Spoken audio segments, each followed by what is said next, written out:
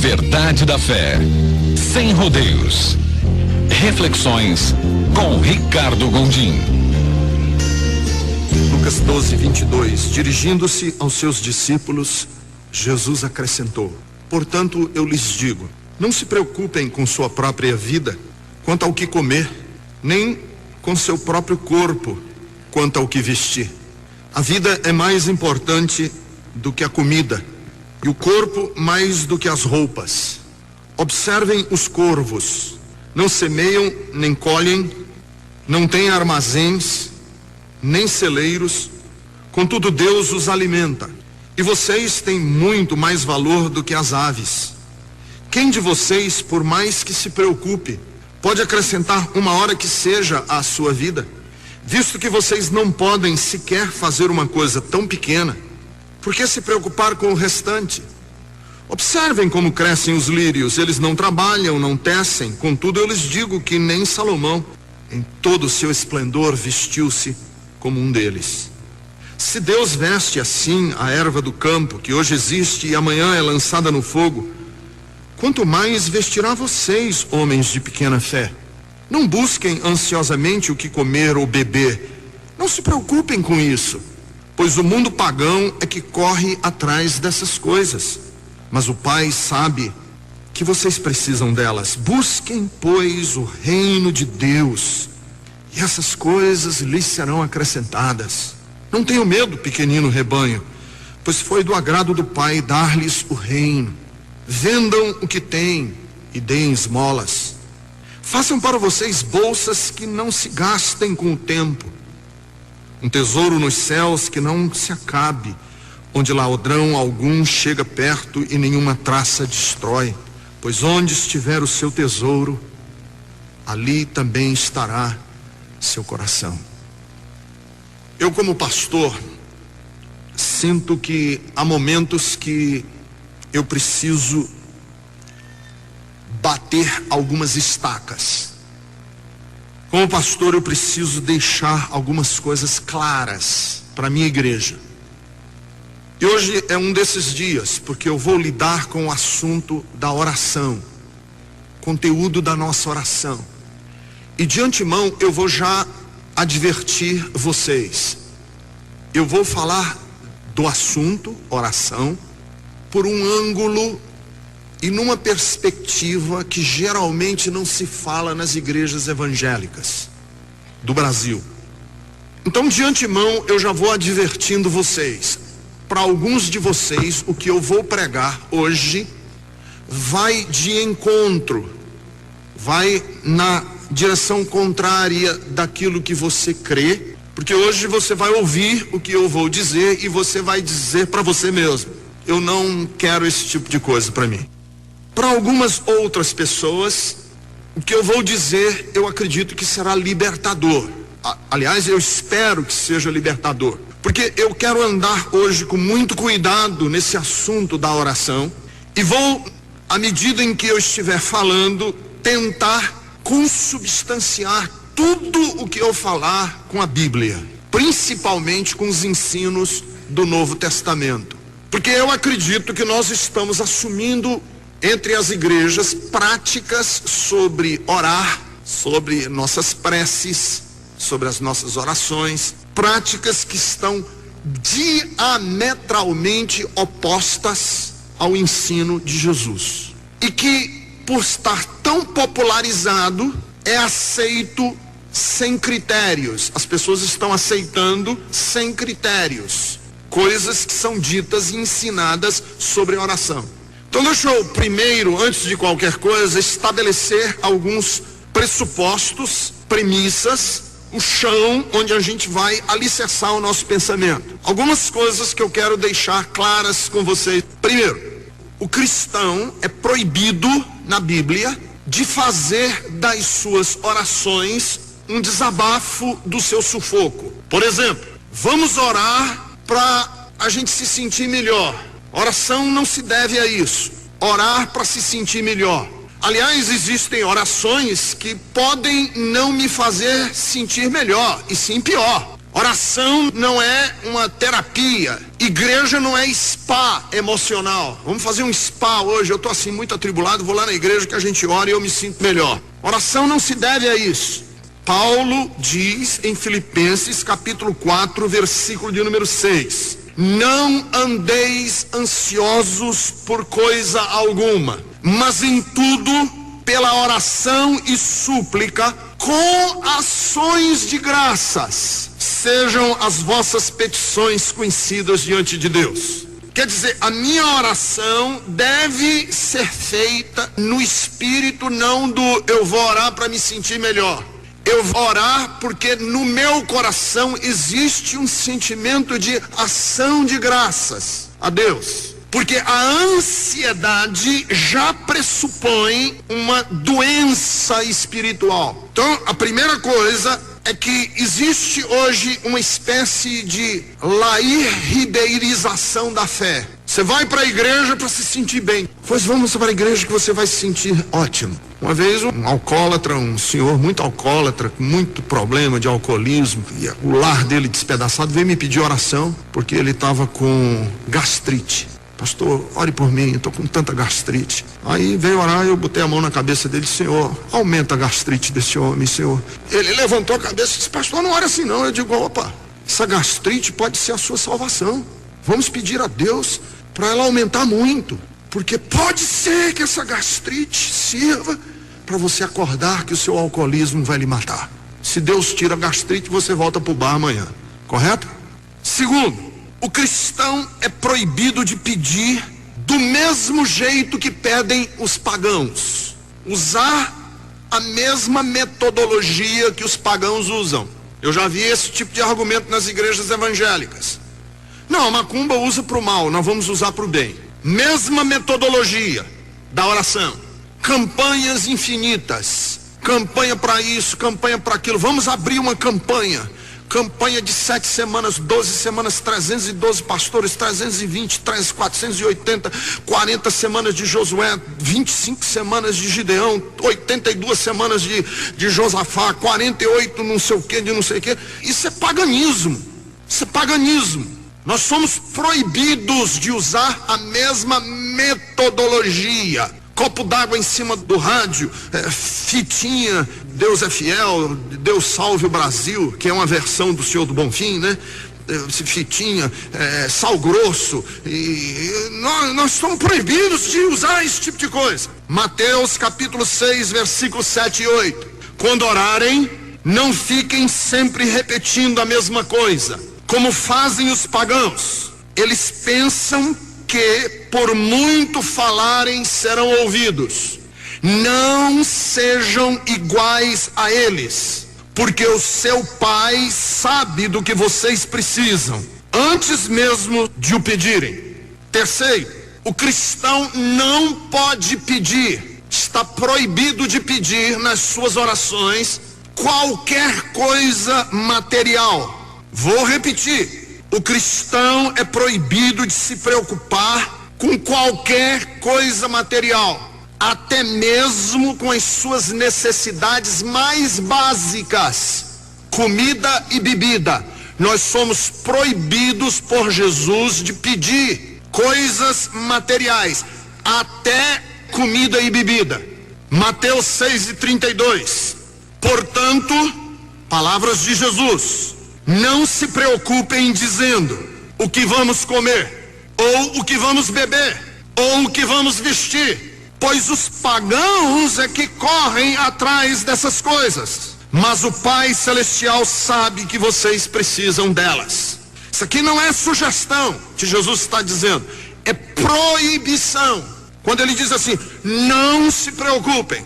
Próximo, o cristão deve canalizar sua perseverança em pedir, para pedir mais da presença do Espírito. Porque alguém pode me chamar e dizer assim, para analisar sua perseverança em pedir, para pedir mais da presença do Espírito. Porque alguém pode me chamar e dizer assim, peraí pastor, o senhor está dizendo que a gente não deve repetir as nossas orações? Porque Jesus disse que a gente não deve ficar sempre repetindo a mesma oração? É isso que eu estou lhe dizendo. Mas a Bíblia não diz: batei e abri-se-vos-á, buscai e acharei. Sim, vamos ler. Lucas capítulo 11, versículos 9 ao versículo 13. Que eu já vi muito esse versículo sendo usado de uma maneira errada. Você já deve ter ouvido algum evangelista ou algum pastor usar esse texto da seguinte maneira: peçam e lhes será dado. Vamos pedir hoje que Deus vai dar. Busquem e você vai encontrar. Bata e a porta será aberta. Você tem porta fechada na sua vida, o emprego não está dando certo, o seu negócio não está indo para frente. Está escrito aqui: toda porta fechada Deus abre. Já viram alguém pregar assim? Pois deixa eu lhes dizer, quem usa este versículo desta maneira está tirando o texto do contexto. E quem tira o texto do contexto está usando de pretexto. Porque a gente deve continuar a leitura. Quando a Bíblia diz peça, quando a Bíblia diz busque, quando a Bíblia diz bata, é buscar, pedir e bater para receber o quê? Porta de emprego, aumento salarial. Para receber o quê? Causa na justiça que está sendo resolvida. É para receber o quê? Vamos continuar lendo. Pois todo o que pede recebe, o que busca encontra, e aquele que bate a porta será aberta. Qual pai entre vocês, se o filho lhe pedir um peixe, em lugar disso lhe dará uma cobra? Se pedir um ovo, lhe dará um escorpião? Se vocês, apesar de serem maus, sabem dar boas coisas aos seus filhos, quanto mais o pai dará o quê? Porta de emprego? Dará o quê? O Espírito Santo a quem pedir, a quem buscar e a quem bater. Tem nada a ver com coisas materiais. Então eu preciso fazer uma declaração agora, hoje, que pode não ser popular, mas eu acredito que ela é verdadeira. Não há permissão bíblica para nós pedirmos a Deus qualquer coisa material. Nós não temos permissão no Novo Testamento para que as nossas orações visem receber coisas materiais. Jesus disse: não busquem ansiosamente o que comer ou beber, e não se preocupem com isso. Então deixa eu ser prático e direto, sem meias palavras. Nós estamos proibidos por Jesus de pedir que Deus abra porta de emprego, de pedir que Deus ajude meu filho a passar no vestibular. Eu estou proibido de pedir a Deus que me ajude a pagar as minhas contas, a tirar a minha empresa do buraco. Eu estou proibido de pedir que Deus me ajude a passar no concurso público. Eu estou proibido de pedir que Deus me ajude a comprar o vestido novo do casamento da minha filha. Eu estou proibido de pedir que Deus me ajude a comprar o uniforme escolar do meu filho. Ou então nós vamos rasgar esse texto da Bíblia, que Jesus diz: observem como crê, visto que vocês não devem se preocupar com essas coisas. Se Deus veste a erva do campo que hoje existe e amanhã é lançada no fogo, quanto mais vestirá vocês, homens de pequena fé. Versículo 29, Lucas 12, 29. Não busquem o que comer ou beber, e não se preocupem com isso, pois o mundo pagão, o gentil, é que corre atrás dessas coisas. Quando você diz assim: pastor, mas a Bíblia não manda a gente orar, você está acabando com a oração. Então, pelo que eu vou orar? É que a Bíblia nos ensina que quando nós formos orar, para a gente poder orar e falar com Deus, nós temos que ter algumas atitudes diferentes na nossa alma. Nós temos que pensar em outras categorias. Nós não podemos ter a mesma mentalidade do pagão, do idólatra, do que está praticando xamanismo, do que está praticando animismo, do que está se curvando diante de uma imagem de escultura. Eu não posso ter a mesma atitude, é impossível conhecer o Deus da Bíblia e ter a mesma atitude deles. Por quê? Vamos ver passo a passo. Primeiro, porque nós não podemos pedir alguma coisa a Deus sem sempre levar em conta o quadro maior. Todo cristão tem obrigação de pensar globalmente. O que é pensar globalmente? Todo cristão tem obrigação de ter uma cabeça global. Não é global da Rede Globo de televisão, não. É global porque ele pensa o globo, ele pensa a terra, e não pensa só no quintal dele. Grande parte das nossas orações carregam nelas embutida uma mentalidade pequena, paroquial. A gente só pensa no quintal da gente. A gente pensa que o mundo se resume a nós. Então por que é que nós não podemos ficar pedindo comida e bebida? Por que, pastor, que eu não posso ficar pedindo essas coisas materiais? Porque a história da humanidade não se resume a você. Seria horroroso, patético, degradante, eu não sei nem que palavra usar, seria baixo, medíocre de Deus tá me ajudando a comprar um celular novo, porque o meu é antigo e não tira foto, e tem um campo de refugiados em Darfur. Sabe o que é pensar global? É que agora, enquanto nós estamos aqui, tem gente morrendo de fome lá num campo de refugiado, precisando de comida. Entenderam? Tem uma clínica de aidéticos no Congo, que as crianças não têm comida, bebida, e estão morrendo, meninos e meninas. Porque quando a gente ora, a gente pensa sempre assim: não, eles lá que se lixem, eu aqui, ó, eu sou o rei que preciso ser atendido nas minhas necessidades. Eu tenho medo que a nossa atitude de oração esteja gerando pessoas egocêntricas. Sabe o que é egocêntricas? Pessoas que colocam o ego como centro do universo. Eu sou o centro do universo. Quando você for orar por comida e por bebida, lembre-se, por justiça, se Deus for transformar pedras em pães para que você tenha comida e bebida, por justiça, Deus estaria obrigado a fazer o mesmo com todas as pessoas. Porque a cor dos seus olhos não é mais bonita do que a dos outros, não. Você não é um príncipezinho que Deus disse assim: eu tenho que atender a ele, porque ele sabe pedir. E o resto da humanidade, o diabo podia chegar na cara de Deus e dizer assim: você disse na Bíblia que você odeia a balança enganosa, mas você não odeia a balança enganosa não, porque você está privilegiando lá os crentes da Bethesda, você está privilegiando os crentes da Universal que vão dar testemunho na televisão e dizer que ficaram mais ricos e que estão, e está se esquecendo daquelas crianças lá, e do missionário que está passando fome. E Deus ia ficar: mas você sabe, né, porque aqui eles fizeram a corrente, eu não tenho como, estou preso na corrente deles.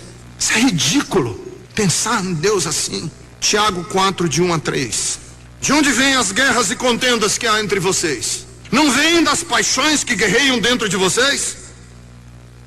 Vocês cobiçam coisas e não as têm, matam e invejam, mas não conseguem obter o que desejam. Vocês vivem a lutar e a fazer guerras. Não têm porque não pedem. E quando pedem, não recebem, pois pedem por motivos errados, para gastarem seus prazeres. Segundo, nós estamos proibidos de pedir coisas materiais a Deus. Aí você pode chegar para mim e dizer assim: peraí, pastor, Jesus disse que a gente não deve pedir o que comer e o que beber, mas na oração do Pai Nosso, o que foi que Jesus disse na oração do Pai Nosso? Uma das cláusulas da oração do Pai Nosso é qual? O pão nosso de cada dia nos dai hoje, tá vendo? Jesus disse: não peçam o que comer, mas na oração do Pai Nosso ele disse que a gente devia pedir o pão nosso de cada dia. De que pão é esse que ele está falando, que a gente tem que pedir? Que pão é esse que nós temos que pedir na oração do Pai Nosso, todo dia? Pão nosso, o pão nosso de cada dia nos dai hoje, tá vendo? Jesus disse: não peçam o que comer, mas na oração do Pai Nosso ele disse que a gente devia pedir o pão nosso de cada dia. De que pão é esse que ele está falando, que a gente tem que pedir? Que pão é esse que nós temos que pedir na oração do Pai Nosso, todo dia? Pão nosso de cada dia nos dá hoje. Vamos ver o que Jesus diz sobre esse pão. Abra sua Bíblia comigo. Evangelho que escreveu São João, capítulo de número 6, Veja no versículo 30 em diante. Vamos comparar coisas espirituais com coisas espirituais. João 6, versículo 30 em diante. Então lhe perguntaram: que sinal miraculoso mostrarás para que o vejamos e creiamos em ti? Que farás? Os nossos antepassados comeram o maná no deserto, como está escrito: ele lhes deu a comer pão dos céus. Declarou-lhe Jesus: digo-lhes a verdade, não foi Moisés quem lhes deu pão do céu, mas é meu Pai quem lhes dá o verdadeiro pão do céu. Pois o pão de Deus é aquele que desceu do céu e dá vida ao mundo. Disseram eles: Senhor, dá-nos sempre desse pão. O pão nosso de cada dia nos dá hoje. Então Jesus declarou: eu sou o pão da vida. Aquele que vem a mim nunca terá fome, e aquele que crê em mim nunca terá sede. Quando a Bíblia Sagrada diz: pão nosso de cada dia nos dá hoje, que pão é esse? É o da padaria? É um carrinho de supermercado lotado de compras até em cima, para minha despensa estar bem estabelecida? Que pão é esse que nós temos que pedir? Ele mesmo disse qual é o pão que nós temos que pedir. Porque o homem não vive só de pão, o homem vive de palavras. Senhor, são tuas palavras que alimentam a minha alma. Tu és o pão, eu quero esse pão todos os dias para a minha vida. Qual deveria ser o motivo maior das nossas orações? Não é Deus me dá mais disso, mais daquilo outro, resolve esse problema. Senhor, tira esse entrave, Senhor, me dá vitória nessa causa. Nós tínhamos que ter um outro pedido a Deus a fazer. O pão nosso de cada dia nos dá hoje, Senhor. E falando não de pão material, mas do pão espiritual, aquele que desce do céu. Porque quem se alimenta do pão material morre, mas aquele que se alimenta do pão espiritual, este vive para sempre. Uma melhor compreensão da oração virá ao se observar as orações da igreja primitiva e de alguns personagens do Novo Testamento. Como é que a igreja primitiva orou? A primeira menção que nós temos de uma reunião de oração da igreja primitiva está em Atos 1:14. Todos eles se reuniram em oração, com as mulheres, inclusive com a Maria, a mãe de Jesus, e com os irmãos dele. E eles oraram em Atos 1:14. E a Bíblia diz em Atos capítulo 2 que ao se cumprir o dia de Pentecostes, veio sobre eles o Espírito Santo. Não é preciso ser muito inteligente para saber qual era o motivo da oração que os reunia na igreja primitiva. Em Atos 3:1, Pedro e João foram orar às 3 da tarde. No caminho, um homem paralítico pediu para receber uma esmola. E Pedro disse: eu não tenho prata nem ouro, mas o que tenho, isso te dou. Em Atos 7:59, Estevão está nas mãos dos religiosos que o apedrejam. Eu fico imaginando Estevão, membro de uma igreja evangélica brasileira, está preso, e os líderes religiosos pegam em pedras para começar a apedrejá-lo e matá-lo. Eu fico imaginando um crente pentecostal brasileiro hoje, com os caras pegando pedra para matar. Está amarrado em nome de Jesus. Toda pedra está lançada no mais profundo abismo. Seta maligna, eu te rejeito em nome de Jesus. Essas pedras não vão me encostar, porque sou mais do que vencedor em Cristo Jesus o Senhor. Foi essa a oração de Estevão. A oração de Estevão foi procurar se assemelhar a Jesus no Calvário. Pai, perdoa-lhes, eles não sabem o que fazem.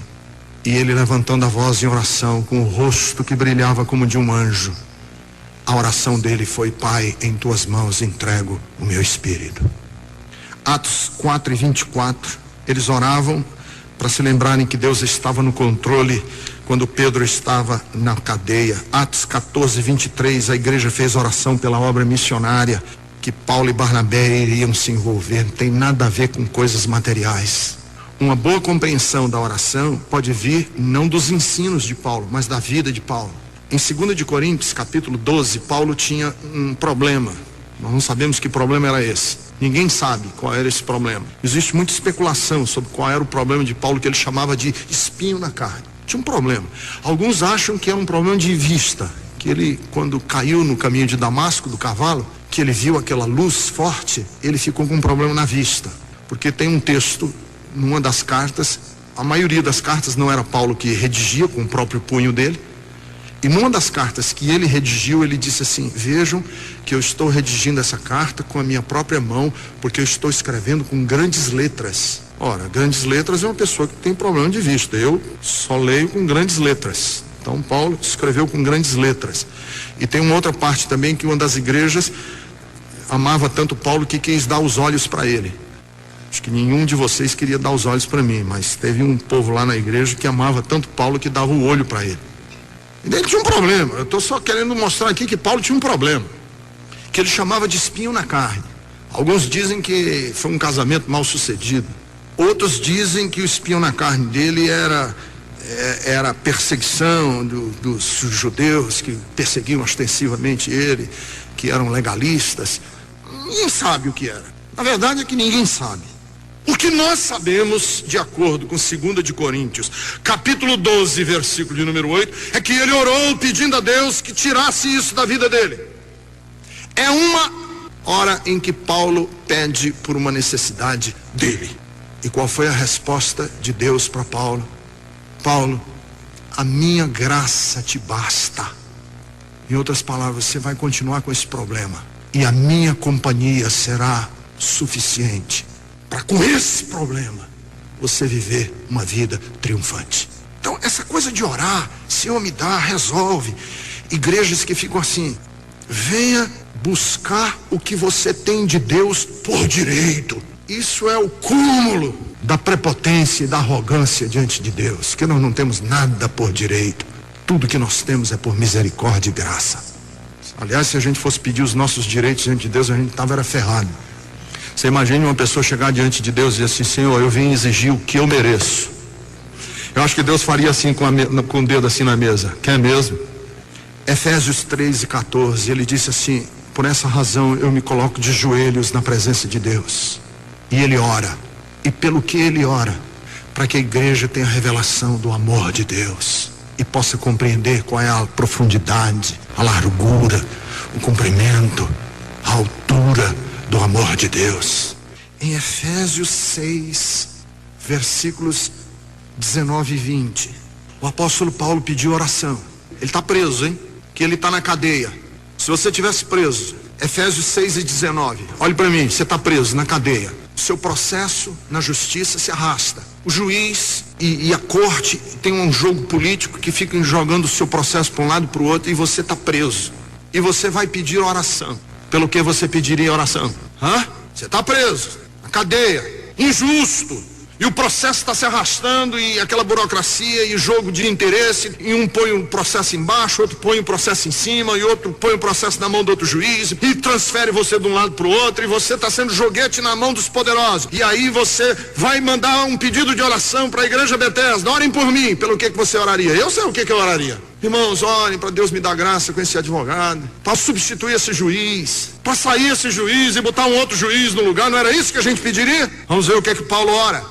Efésios 6, 19 e 20. Orem também por mim, para que quando eu falar, seja-me dada a mensagem, a fim de que destemidamente torne conhecido o ministério do Evangelho, pelo qual sou embaixador preso em correntes. Estou preso aqui nas correntes, e eu queria que vocês orassem por mim, para que Deus me ajudasse aqui nessa cadeia a falar com autoridade. Finzinho do versículo 20. Orem para que, permanecendo nele, eu fale com coragem, como me cumpre fazer. Tá diferente, não tá? Mas aí você pode chegar para mim e dizer: pastor, e pelo que eu devo orar? Se eu não posso orar pedindo coisas materiais, o que então eu devo orar? Vocês querem aprender ou não? Que a Bíblia manda a gente orar por algumas coisas. Então vamos ver pelo que eu tenho que orar. Prepare-se. Primeiro, Mateus 5:44. Orem pelos seus inimigos e abençoem aqueles que lhes perseguem. Começa já aí. Então vamos fazer uma reunião de oração. Pelo quê? Nós vamos abençoar os inimigos de todo mundo. Vamos fazer uma corrente de oração para abençoar os inimigos. Não é lindo isso? 8 semanas de oração. Para quê? para abençoar todos os nossos inimigos em Cristo Jesus. Mateus 26:41. Orem para não cair em tentação, porque o espírito está pronto e a carne é fraca. Orem para você não cair em tentação. Mateus 21:36. Quando Jesus fala sobre o fim do mundo, ele diz assim: estejam sempre atentos e orem para que vocês possam escapar de tudo que está para acontecer e estar em pé diante do Filho do Homem. Irmãos, me perdoe, eu amo a Bíblia. Por que eu tenho que orar? Jesus disse assim: vão vir um monte de catástrofes e desastres. Orem para que no meio dessas catástrofes e desastres vocês fiquem em pé. Tem um crente que é vertical, não é capacho de ninguém, tem grandeza, não vendeu a alma, esteve em pé. Orem por isso. Isso é que a gente tem que orar. Senhor, me ajuda. Lá na empresa da mal bagunça, gente querendo comer o fígado do outro. Senhor, me ajuda a permanecer em pé. Está uma bagunça política no Brasil. O político evangélico tem que orar pelo quê? Me ajuda a permanecer em pé. Está uma bagunça de pastor sendo preso no escândalo de sanguessuga e as fundações, a fundação daqui recebendo isso, fundação evangélica dali recebendo aquilo. A minha oração, Senhor, me deixa eu ficar em pé. O que é que nós temos que orar? Efésios 6:18. Como parte da nossa luta espiritual, Paulo diz assim: orem no Espírito em todas as ocasiões, com toda oração e súplica. Tendo isso em mente, estejam atentos e perseverem na oração por todos os santos. Batalha espiritual, guerra de mundos. E nós orando: Senhor, preserva o teu corpo como testemunho. Isso é a nossa oração. O que nós temos que orar? Nós temos que orar para ser a nossa oração uma cura para o culpado. Oração tem a ver com confissão de pecados, com cura. Veja em Tiago 5:16. Oração tem a ver com culpa, perdão, liberdade cristã.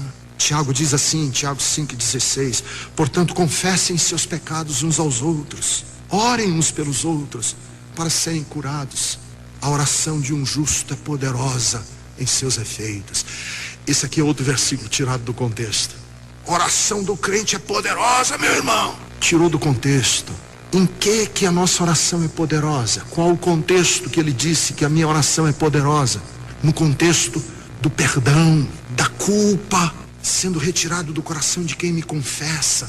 Essa oração é poderosa, ela é muito poderosa nos seus efeitos, nos efeitos na vida do próximo. Tem nada a ver com oração poderosa. Deus hesitante no céu e a gente diz assim: vamos bombardear o céu, irmãos. Uma visão torta de Deus, bombardear o céu. Deus lá no céu dizendo assim: não doe, a gente dá. Vamos bombardear, irmãos, mais gente, dá. E Deus, não consigo resistir, a gente, vamos, ele está quase cedendo, vamos lá. Essa é uma visão de um Deus pagão, horroroso. Eu não quero esse Deus para mim. Eu não quero. Se quiser ir atrás da próxima campanha de oração, fazer bombardear o céu, vá. Eu não quero esse Deus para mim. Um Deus que precisa ser bombardeado para dar alguma coisa aos filhos dele. Um Deus que precisa receber bombardeio. Fique com ele, eu não quero, porque esse não é o Deus da Bíblia. O Deus da Bíblia é um Pai amoroso que antes de nós pedirmos, Jesus disse, ele já sabe das nossas necessidades, está enternecido conosco como filhos amados e queridos dele. Vamos ao texto de Lucas, porque eu li Lucas e pode parecer que eu li só para dizer o que eu queria dizer. O que Jesus quis dizer em Lucas, capítulo 12, versículo 22? Primeiro, vamos um por um. Não se preocupem com a sua própria vida, quanto ao comer, nem ao próprio corpo, quanto ao vestir. O que Jesus está querendo dizer aqui? Nós não podemos reduzir a nossa existência humana àquilo que é necessário à sobrevivência. É muito pouco, é muito pequeno. Vamos em frente, o que Jesus está querendo ensinar aos seus discípulos aqui? Olha o versículo 23, que lindo. A vida é mais importante do que a comida, e o corpo mais do que a roupa. Observem os corvos. Os corvos comem. Os corvos são motivo de atenção de Deus. Quanto mais vocês, meu querido, você tem mais dignidade do que um corvo. Deus trata os seus filhos com um amor que é tão lindo, que se todas as folhas de todas as árvores forem sim convertidas em penas, e a água de todos os oceanos fosse convertida em tinta, e o céu do universo inteiro fosse convertido em papel, ainda assim não haveria tempo e nem espaço suficiente e nem tinta suficiente para se escrever sobre o amor de Deus para com seus filhos. Deus te ama. Deus ama você. Você não é mais baixo do que uma lesma. Você não vale menos do que um mico dourado, não. Você vale muito para Deus. Você sabe qual é a ideia que nós temos? Que a nossa espiritualidade garante o futuro. Isso não tem promessa. Isso não é bíblico. Não tem nada a ver com Bíblia. Deus não garante o futuro de ninguém. O que Deus garante é dizer assim para você: basta você andar comigo. E eu lhe garanto que se o pneu do carro furar, que se o exame der câncer, que se seu filho morrer, que sua empresa for à falência, eu não desistirei nunca de você. Eu vou estar lá com você do seu lado. Seja pulando de alegria ou seja chorando de tristeza, eu vou estar do seu lado. Eu sou um amigo fiel que não desampara os meus filhos.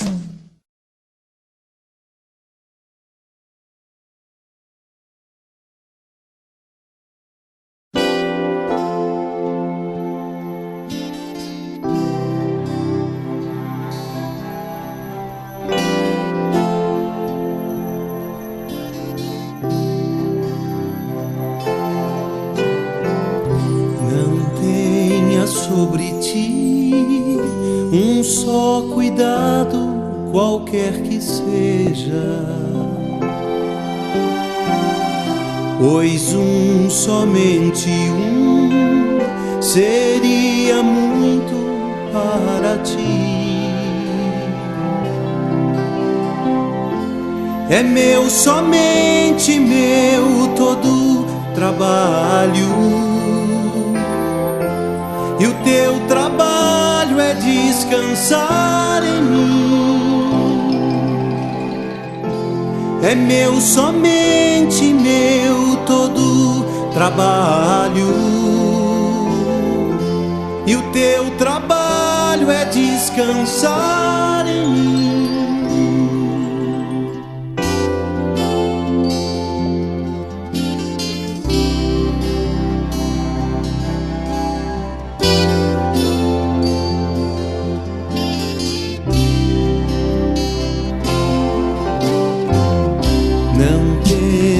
Quando enfim tiveres que tomar decisão, entrega tudo a mim, confia de todo o coração. É meu, somente meu, todo trabalho. E o teu trabalho é descansar